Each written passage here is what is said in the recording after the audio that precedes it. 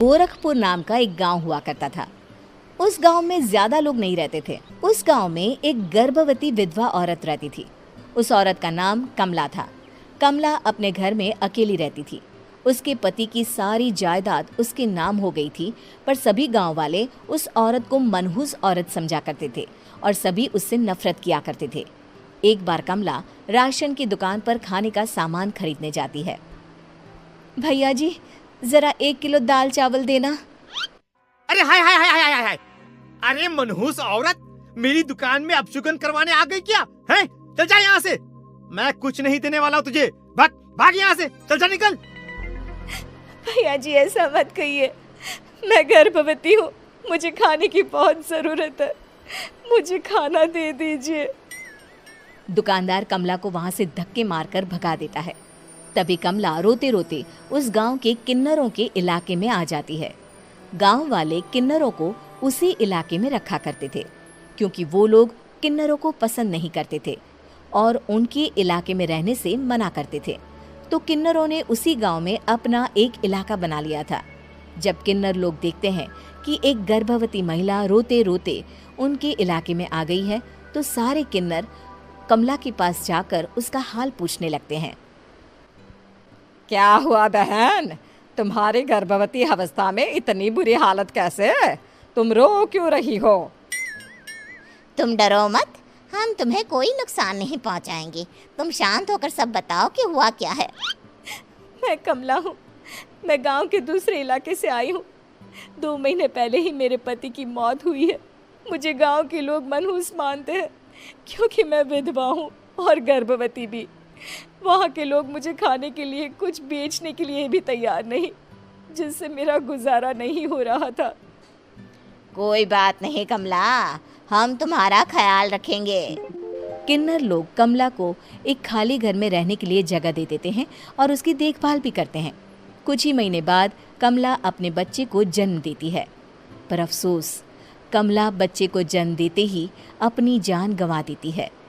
जब सब किन्नर बच्चे को देखते हैं तो बहुत खुश हो जाते हैं, क्योंकि वो बच्चा भी किन्नर ही था। कमला ने एक किन्नर बच्चे को जन्म दिया था। अब इस बच्चे की देखभाल कौन करेगा?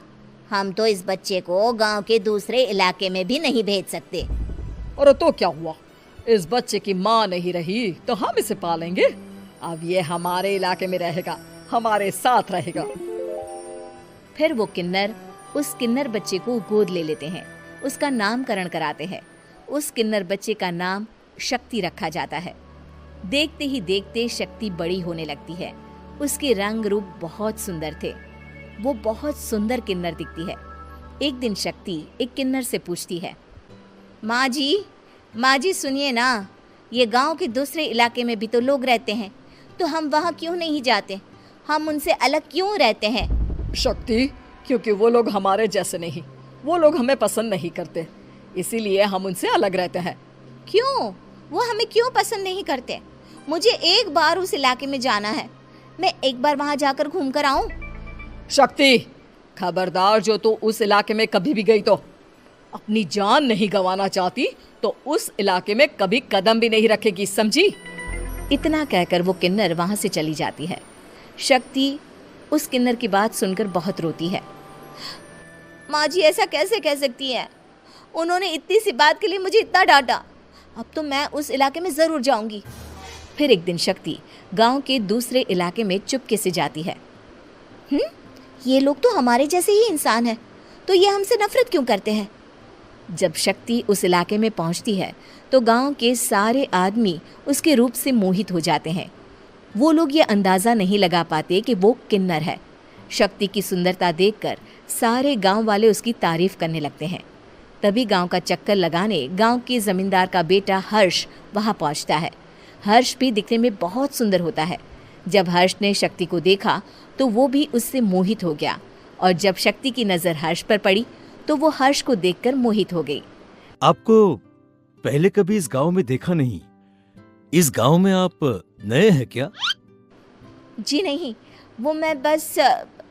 तभी शक्ति बोलते बोलते रुक जाती है और मन में सोचने लगती है, अगर मैंने इनको बता दिया कि मैं दूसरे इलाके से आई हूँ तो वो समझ जाएंगे कि मैं किन्नर हूँ। इसलिए मुझे इनसे झूठ ही बोलना पड़ेगा। शक्ति हर्ष को कहती है, जी हाँ, मैं इस गांव में नई आई हूँ, यहाँ अकेली रहती हूँ। वैसे आप कौन है? आप भी इसी गांव में रहते हैं? जी हाँ, मैं इस वीडियो गांव पसंद के आया तो जमींदार चैनल का को बेटा सब्सक्राइब हूँ। करें। आपको किसी भी चीज की जरूरत पड़े तो आप मुझे बता देना, मुझे अच्छा लगेगा। ऐसे ही शक्ति और हर्ष एक दूसरे से रोज मिलने लगते। वो दोनों अपने प्यार का इजहार करने एक दूसरे से मिलने जाते हैं। तभी शक्ति का पीछा करते करते एक किन्नर वहां आ जाती है। शक्ति, शक्ति, मैं तुमसे बहुत प्यार करता हूँ। मैं तुमसे शादी करना चाहता हूँ। क्या तुम मुझसे शादी करोगी?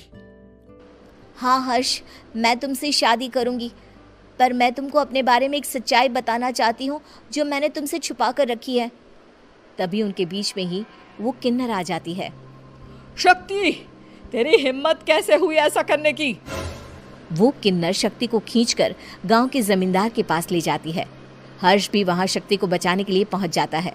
जमींदार शक्ति और हर्ष के प्यार के बारे में सुनकर गुस्से में आ जाता है और शक्ति को गांव के बाहर निकालने की सजा देता है। शक्ति ये बात सहन नहीं कर पाती और कुएं में कूदकर अपनी जान दे देती है। जमींदार हर्ष की शादी गांव की एक लड़की से करवा देता है, पर हर्ष इस शादी से खुश नहीं होता। शक्ति अपना बदला लेने के लिए मरने के बाद किन्नर चुड़ैल बन जाती है। अब मैं इन गांव वालों को नहीं छोड़ूंगी, अब इनसे मैं अपने प्यार का बदला लूंगी। किन्नर चुड़ैल गांव वालों को परेशान करना शुरू कर देती है। एक बार वो रात को गांव के खेतों में पहुंच जाती है और वहां आग लगा देती है। सारी फसल जल के राख हो जाती है। जब एक आदमी रात को उठकर देखता है कि खेत में आग लग गई है तो वो वहां पहुंच जाता है। वो देखता है कि खेतों के बीचों बीच एक किन्नर चुड़ैल खड़ी है और वहां खड़े होकर ताली बजा रही है। गांव वाला किन्नर चुड़ैल को देखकर बेहोश हो जाता है। जब सुबह उस आदमी को होश आता है तो वो सीधा जमींदार के पास जाता है। अरे जमींदार साहब, अरे वो किन्नर चुड़ैल ने मेरी सारी फसल जला दी। अब मैं क्या करूंगा? क्या होगा मेरा?